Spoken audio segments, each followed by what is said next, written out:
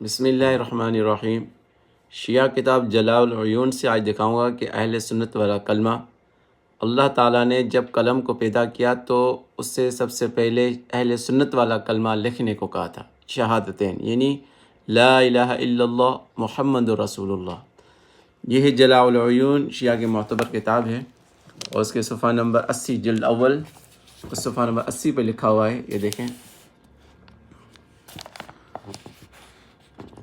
اور نور لوح سے قلم کو پیدا کیا اور قلم کو حکم دیا کہ لکھ میری توحید۔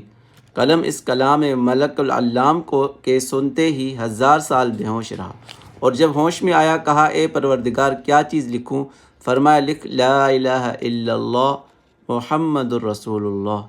کون سا کلمہ؟ اہل سنت والا کلمہ، لا الہ الا اللہ محمد الرسول اللہ۔ قلم نے جب یہ نام سنا سجدہ کیا اور کہا سبحان اللہ الواحد القہار، سبحان اللہ العظیم الاعظم۔